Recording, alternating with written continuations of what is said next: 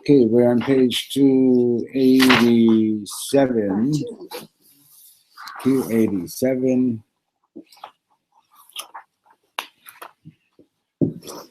So we started this piece, whatever you learned here from the beginning of it, is about stories and dreams and imagination.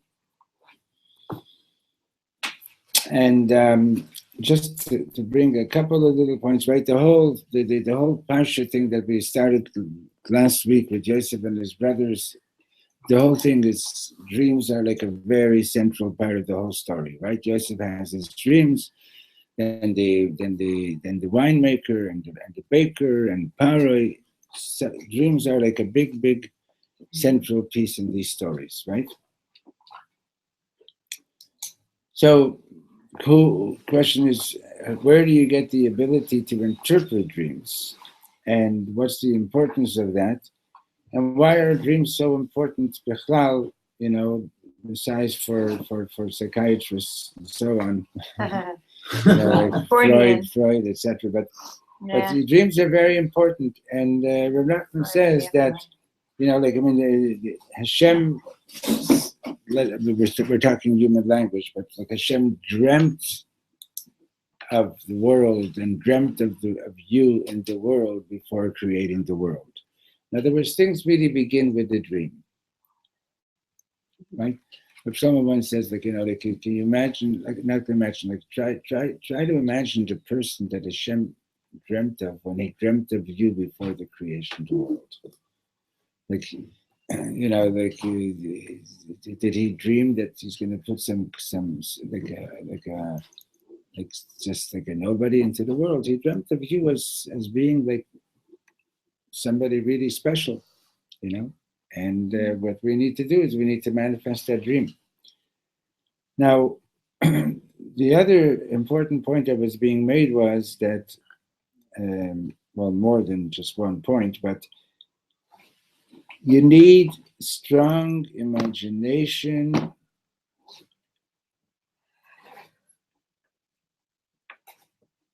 to believe that Hashem created heaven and earth. Right? In other words, you could say, I believe this, right? But that belief should really be an intense part of your life. In other words, intense meaning like an inspiring part of your life, that it actually does something and so on. You have to have a good imagination to be able to sort of see the presence of Hashem in everything in the creation, right? Now, how do you get to have really good live imagination? So for that, you need to be thinking holy thoughts all the time. Huh? You said that, yeah. Yeah. I'm just reviewing it a little bit. Okay. Yeah, you need to be thinking holy thoughts all the time. And then Reb Shlomo said that.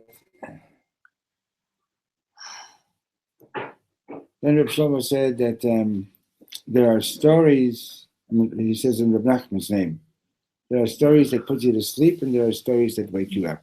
There are dreams and stories that put you to sleep, and you're just waiting to sleep some more and sleep some more and sleep some more. In other words, like for a certain amount of years of one's life, there's excitement, there's right. But then when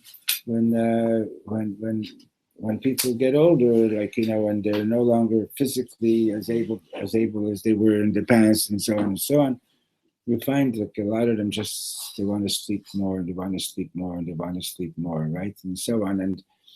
And so what happened to all that stuff that was going on all those years of their lives? They weren't real stories. They were also sleep stories. You know what I mean? They weren't things that made you alive. It wasn't really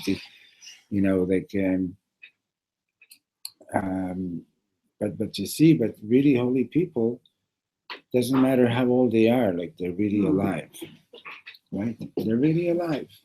It's they'll go to the last minute, till they're mamish no longer capable at all, but they'll go to the last minute because for them it's life, it's labeled, it's alive,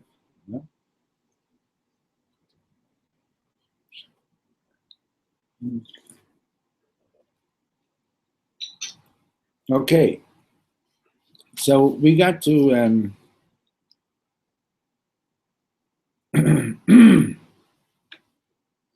we're going to start in the middle of 287. This paragraph that begins with Lachen Rabbi Nachman Omer. We read it yesterday, but we're going to start there. Lachen Rabbi Nachman Omer, so Rabbi Nachman says that when you go to sleep, כשאדם הולך לישון, הוא צריך לבקש שהמחשבות שלו יהיו טהורות וזכות.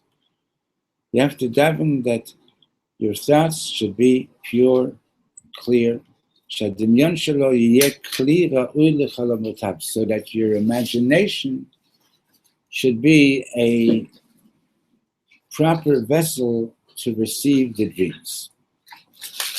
Now, Mikot, let's go deep. בזמן הלילה, you see where I am, Yeshivat? Yeah. בזמן הלילה יורד יום חדש לעולם. When does the next day start coming down? It starts coming down at night, right? ויהי ערב, ויהי בוקר, right? יורדים לעולם אורות עצומים. These great lights are coming down to the world. בשעת השינה אני מקבל מעט מאור העתיד שלי. And when I'm sleeping, I get a little bit of the light of my future, right? What does it say? It says that dreams are like 1/60th of prophecy, right? מכאן שבעומק הדברים, so from this we understand that at the depths of it all, כל מה שקורה לי יורד אליי תחילה במדרגה של חלום. Everything that happens to me first comes down on the level of a dream. ואז מוטל עליי להגשים אותו בעולם. And then what I need to do is I need to manifest it in the world. Somebody's at the door? That's true. And then I need to manifest that dream. מה שנותן לי את הכוח לחיות יום נוסף, what gives me the strength to live another day, הוא החלום שחלמתי בליל אתמול. It's a dream that I dreamt last night that gives me the koyach to live another day. וכיצד מקבלים את החלום הזה? And how do you get this dream? אם הדמיון שלי מזוכח כראוי, if my imagination is clarified as it should be, clarified.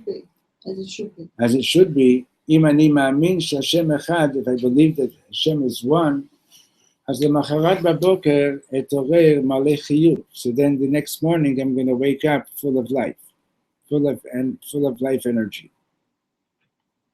ובדמיון שלי יהיה מונח סיפור שבכוחו לעורר את כל העולם. And in my imagination there will be this story with which this powerful story that could wake the whole world up.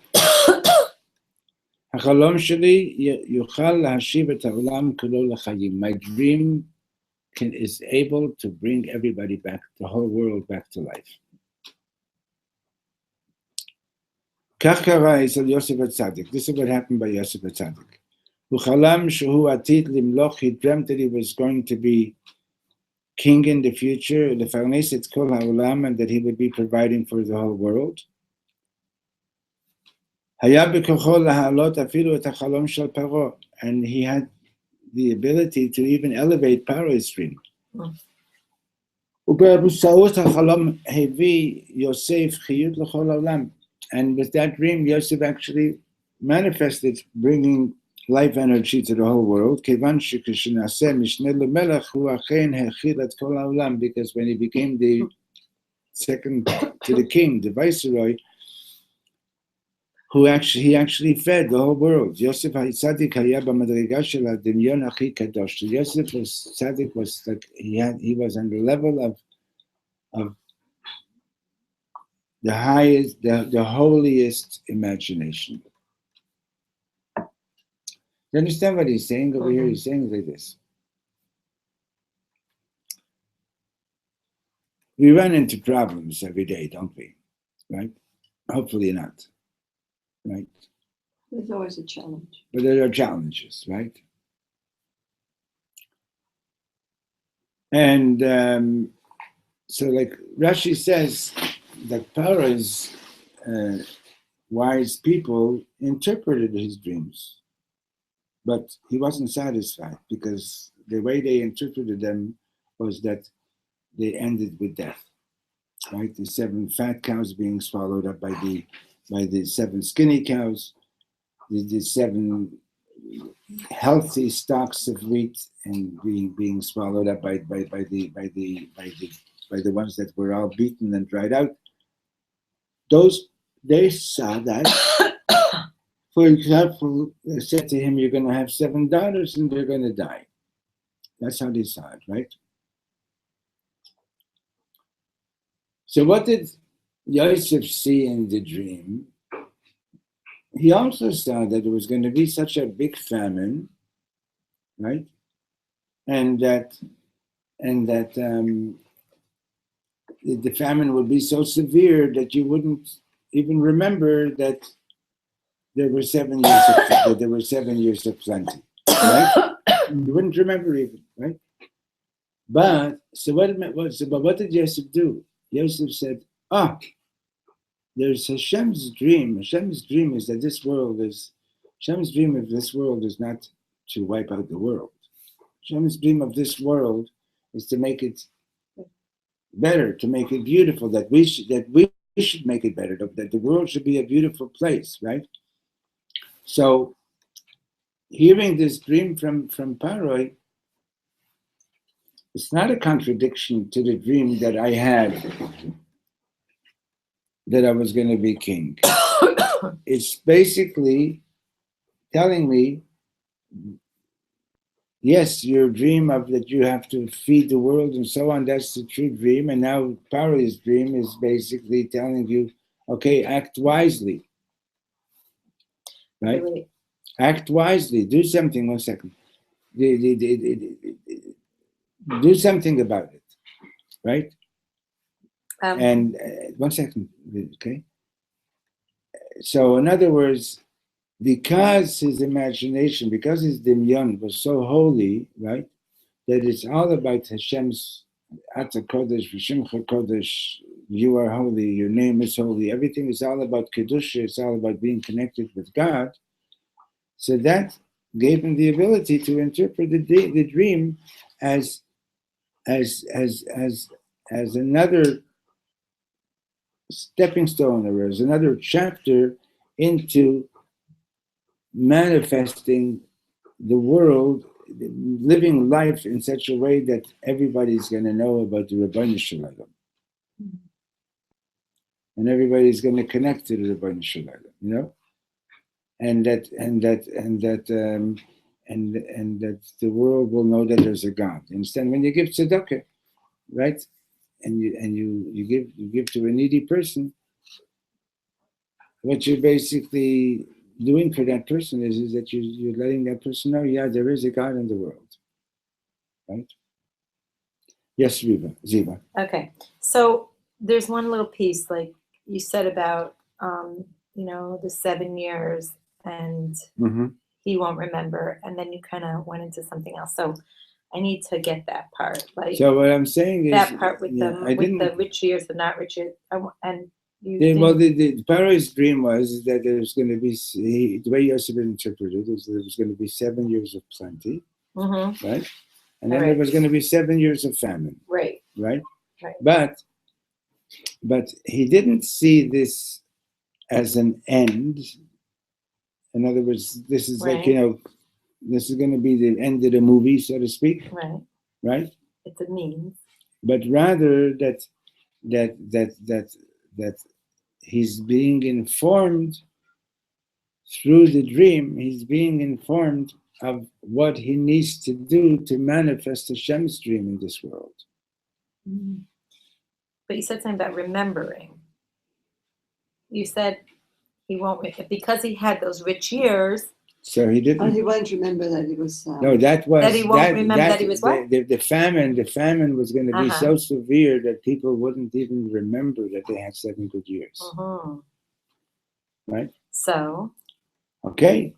So now the question is, okay. So what's your imagination? Is your imagination that is this a dream of life or is this a dream of death?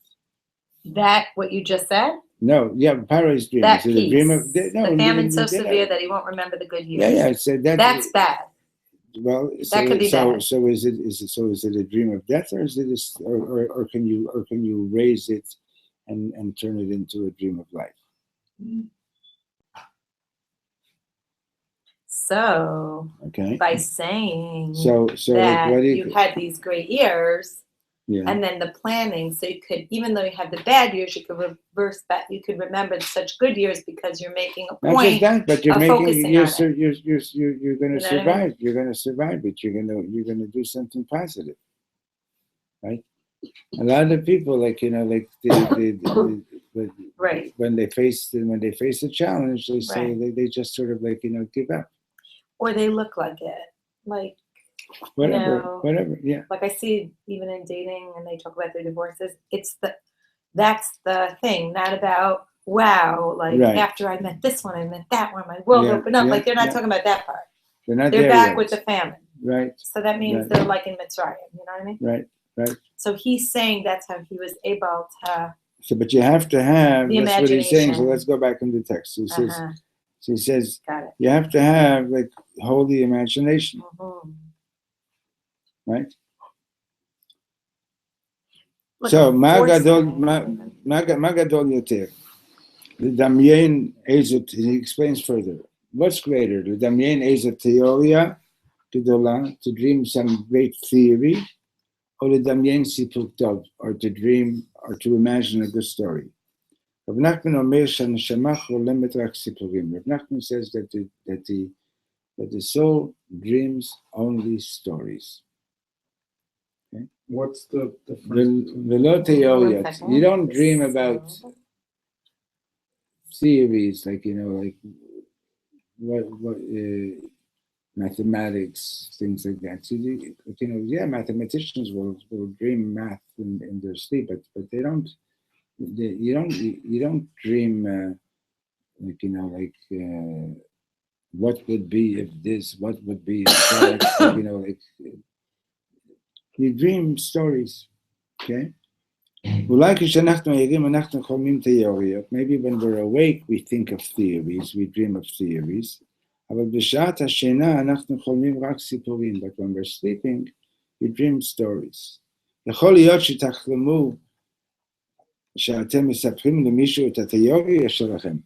possible that you might dream that you're telling somebody your theory.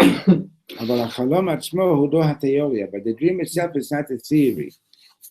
אלא הסיפור שבתוכו היא הופיע, but rather you're dreaming the story in which the theory is a part of the story. דמיון, imagination, הוא הסיפור, is the story.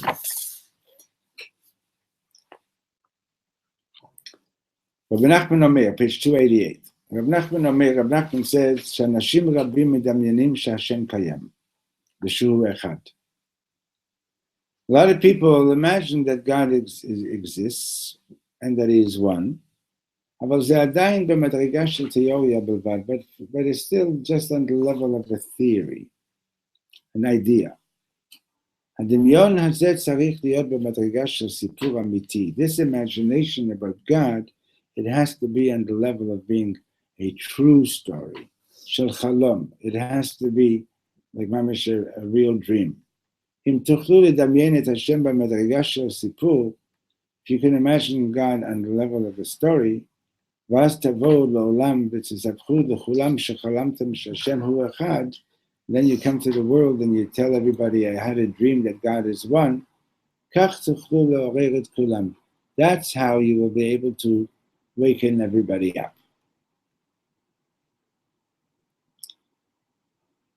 ישנם אנשים שמדמיינים את מציאות השם בלי הסיפור. There are people who imagine the existence of God without the story. Right? אבל מבקשי אמת, but those who are seeking the truth, מדמיינים את השם במדרגה של סיפור. They imagine God on the level of a story, של חלום, on the level of a dream.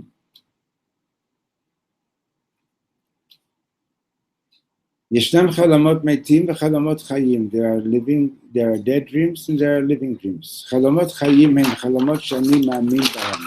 Living dreams are dreams that I believe in.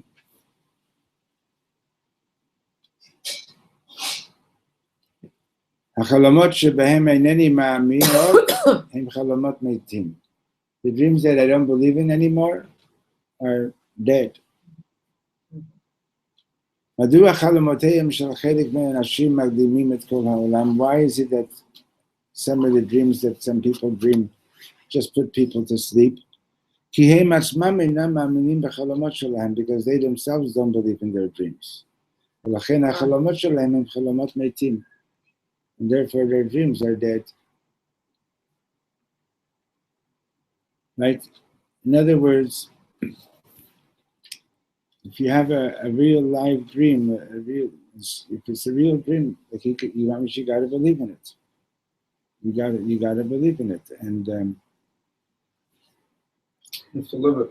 you have to live It's it. so You real. have to manifest this is it. so serious. It's like hilarious because Yes. something like this happened to me, and it's really. I always give this as like an example, like a really crazy one. But if you don't want to stop, we'll do it later. Okay. Great. Rabbi Nachman Omer, It's so true. עוד דבר עמוק על חלומות. Rabbi Nachman says another very deep thing about dreams. כשאני ישן ונשמתי עולה לשמיים, when I'm sleeping and my soul goes up to heaven, אני יכול לקבל דברים שלא הייתי יכול לקבל בשעה שאני ער. I can receive things that I would not be able to receive when I'm awake. כל מה שהשם מוריד לעולם הוא במדרגה של חלום. Everything that Hashem is bringing down to the world is on the level of a dream. חלום שטרם התגשם, a dream that still has to manifest. בתחילה אני משיג את הדברים רק במדרגה של חלום. So at first, I received this information on the level of a dream, אבל אז ההגשמה שלו תלויה בי. But then, for the dream to become reality, that's dependent on me. כדי להכיל את האור הזה שיורד משמיים, Now, in order to be able to contain this light that is coming down from heaven, there has to be a vessel in this world. הכלי הזה הוא אני. I am the vessel to receive this light that's coming down from heaven. Now, tzurat hakli, the form, the shape of the vessel, the condition of the vessel, tikba ech yira'eh ha'or. That's going to determine what the light is going to look like. In other words, you can have, let's say, two holy people have the same dream, for example, okay? But the way one is going to manifest it is going to be different from the way the other one's going to it's going to be different from the way the other one manifests it. Why? Why? Because each one is a vessel receiving the same light, but the light gets shaped a little bit by the vessel, right? You take a prism and get a ray of sun going through the prism, right? A prism, P-R-I-S-M, exactly that, right? And then what do you see? It separates the light into rainbows, into all the colors of the rainbow, right? In other words, so the vessel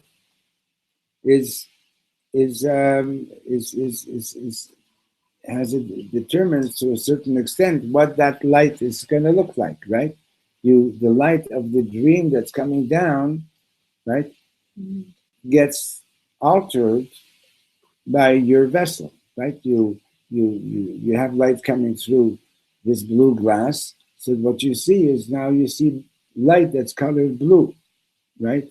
But it's put a different glass. It's the same light, but the vessel has some kind of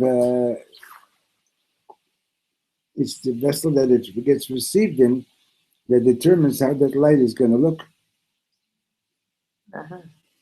המדרגה שבה אני נמצא, the level that I'm at, מעצבת את החלום בדרכו להפוך למציאות. So the level that I'm at shapes the dream as it's turning into reality. Wow. הכלי לחלומות שלי, now what is the vessel for my dreams? הוא המחשבה שלי, is my thought. What's your what? Thoughts. הכל תלוי בקדושת המחשבה. Everything is dependent on the holiness of thought. On how holy your thoughts are. אם המחשבות שלי קדושות, if my thoughts are holy, so then החלומות שלי נעשים כלים לאור הגדול הזה. So then my thoughts become vessels for this great light. ואם חס ושלום, אני חושב מחשבות רעות במהלך היום, but if חס ושלום, I'm thinking bad thoughts throughout the day, אז כשבלילה יורד אור משמיים, so when the light is coming down at night, הוא מתקלקל אצלי, הוא מתהפך לרעה. It gets ruined by me, by the way I'm receiving it, and it turns into something bad. זה נהיה חלום רע, it becomes a bad dream. אבל הבעיה היא לא בחלום, but the problem is not in the dream, but rather אלא בי. The problem is with me. מפני שאני לא בסדר, because I'm not בסדר, אני מלא רועש, מלא שנאה, because I'm full of evil and full of hatred, so the dream comes down, becomes a bad dream. Right? So, going back to Paro's dreams and the way Yosef is interpreting them, right?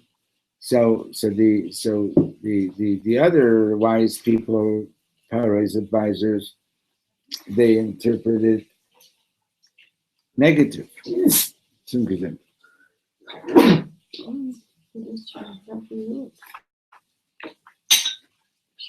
And Yosef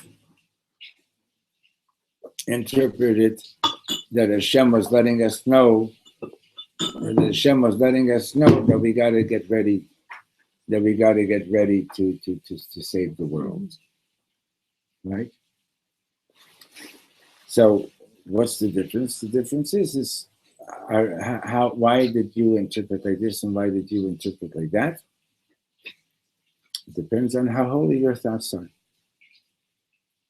If you have holy thoughts, and what does it mean you have holy thoughts? It doesn't mean that you just stand and you're imagining yourself, standing and shuckling at the kaisel and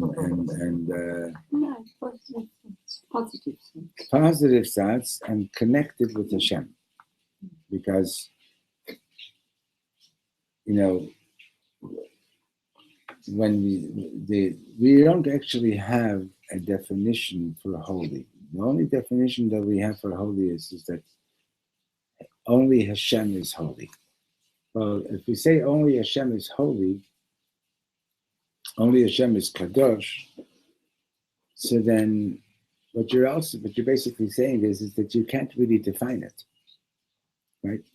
But you just know that Hashem is kadosh, because you can't define God. As soon as you give a definition to God, you're already wrong. Because definition means that you're limiting. Right? You're saying it's this and it's not something else. Understand? So what does it mean to be kadosh? To be kadosh means that you're connected with Hashem, who's the source of kedusha. Right? So Hashem is only good. Okay? Hashem is only good. So here Yosef is being told about a dream that this guy had, that Paro had, right? And from the worldly eyes, it looks like a bad dream, right? 7 good years and 7 bad years, bad stuff, man. There was a little study done in Quebec on people who won the lottery, right? And a very high percentage of the people who won the lottery, within a year and a half, their lives were ruined. Yeah. They were worse off than before. And that don't mean just financially, understand? Okay? So like getting 7 years of plenty and then 7 years of famine, better not to have the plenty and not to have the famine, right? But when you have holy thoughts, so then you see it altogether differently. You see that you receive some nevuah, you receive some prophecy, so that you should know, get ready and do something. Okay? So the problem is not for the dream, but rather, because Hashem's dream is only good, but rather, what are you going to do about it? And how are you receiving the information? חלומותיו של יוסף עוררו את העולם כולו מפני שהוא האמין בהם. Now, Joseph's dreams awakened the world. Why? Because he himself believed in it. דעו לכם, אמונה בהשם היא תמיד במדרגה של חלום. Faith in God is always on the level of a dream. לא רואים את האמונה. You don't see the faith. חולמים אותה, you dream it. והאמונה הזו עשויה להיות החלום המעורר ביותר בעולם. And this faith is the dream that can more than any other dream awaken the world. כשאני חולם, I'm dreaming שהשם אחד, that God is one, אני מתעורר לגמרי. I wake up. והחלום הזה שהשם הוא אחד, עתיד לעורר בסופו של דבר את העולם כולו. And this dream that Hashem is one will in the future awaken the whole world.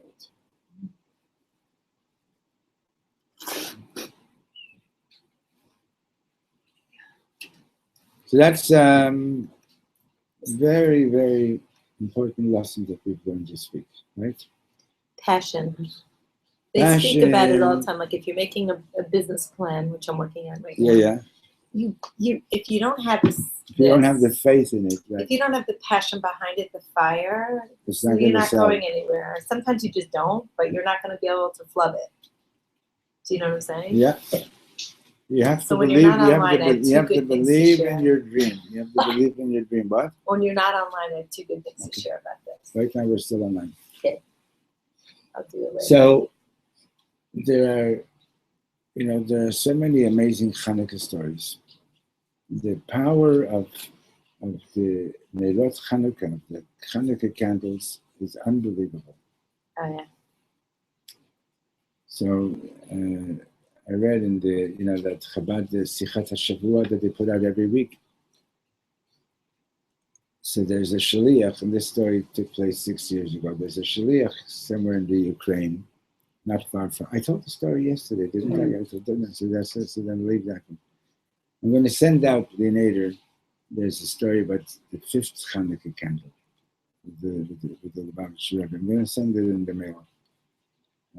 That's just an amazing story. But the power of the lights of Channukah is like, it's just unbelievable. It can open gates that are normally shut, and the only time that they could be opened is Channukah. The only time they could be opened is Channukah. When you light the candles.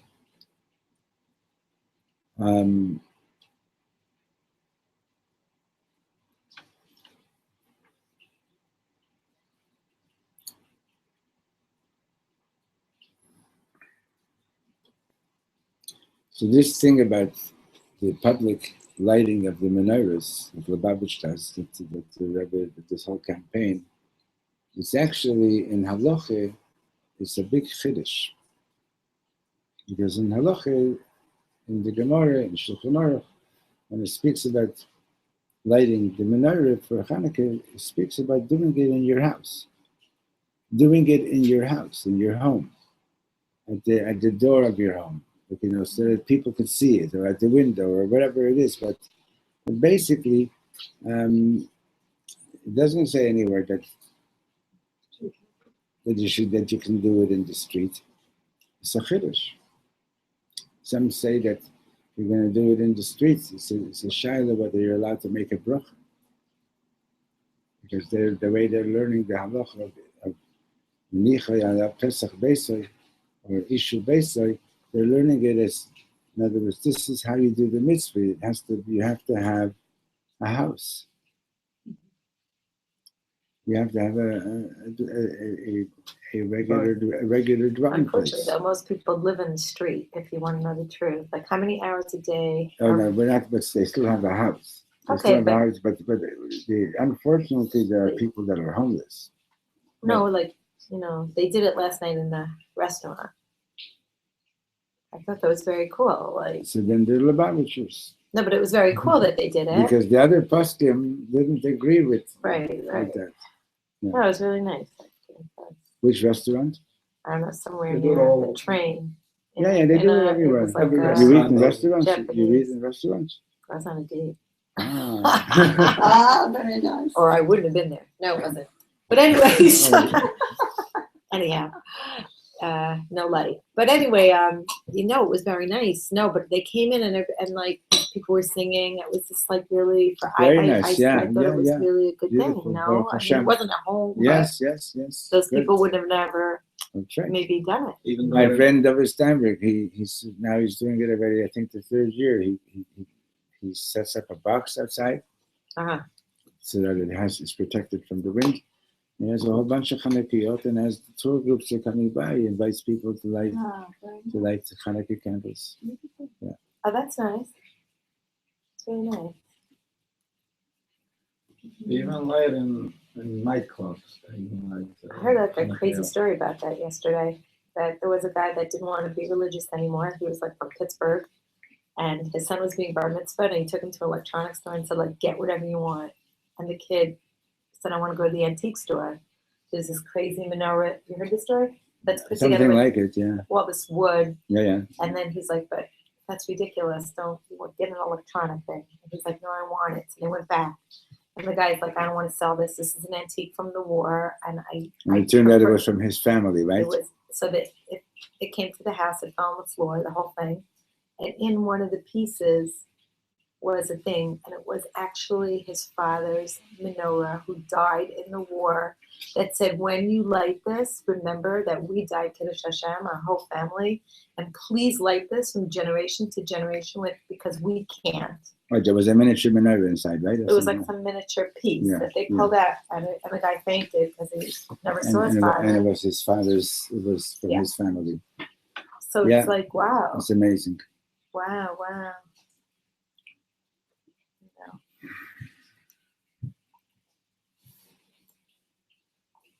And you grew up where? In Australia, right? No, I grew up in Germany. Oh, in Germany you grew up? Wow, where? My auntie. You were born there too?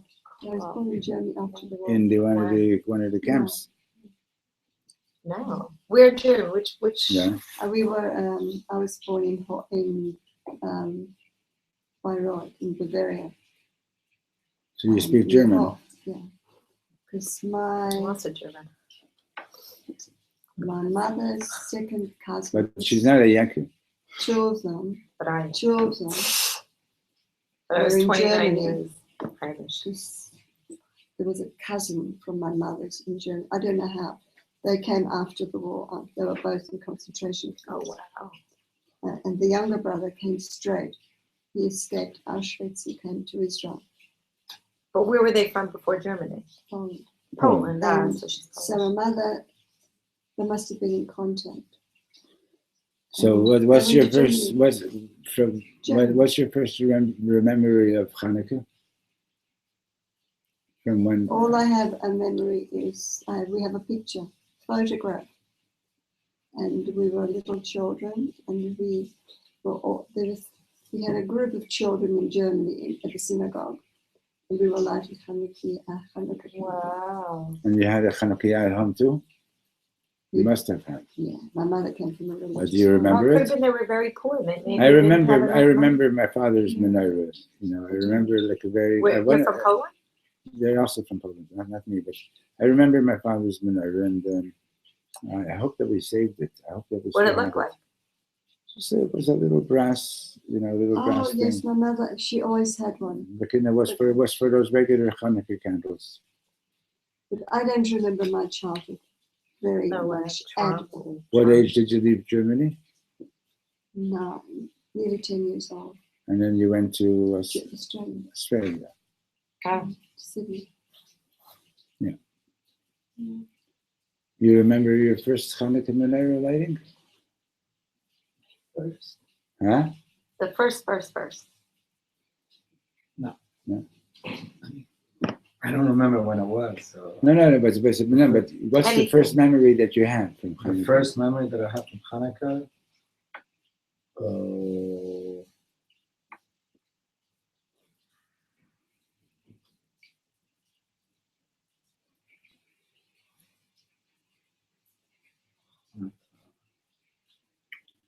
Well, it's good to think about it. Do you remember?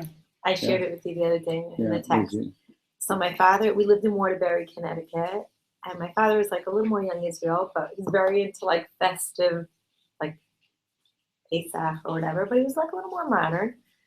And he made a table, and it might have had foil or something, and it was very cute. He put the presents like under the table, and the menorahs. There were like maybe one or two, because I had a brother who wasn't so fun, but whatever. He put it there, and it was just like I remember dancing around. I was like about 3 or 4 maybe, and I had like this pink robe, and I was so excited because my father said like we're gonna sing, and we're gonna have these presents, and we're gonna light this. We're gonna use fire and light this thing, and we had to wait.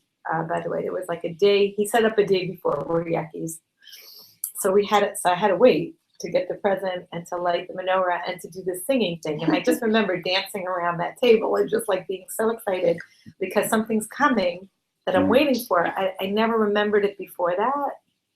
So like the other night before the party, I was like sitting there, my son left, and I'm looking at the menorah because you're supposed to look at a menorah to get better sight and to get whatever.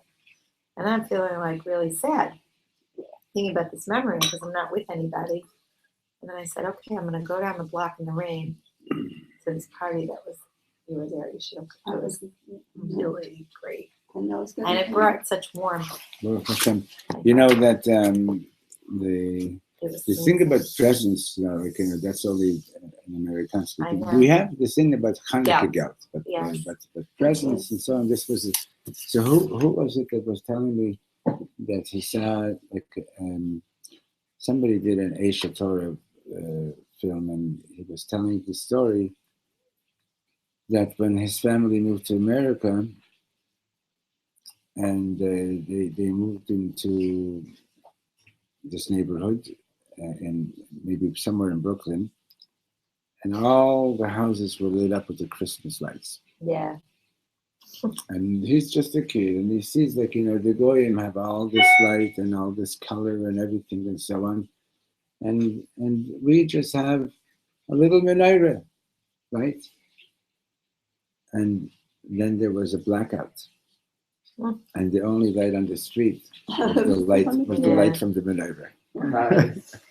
Anyway, once that's off, I'll tell you too. Yeah, the only light on the street was the light, huh? Right. So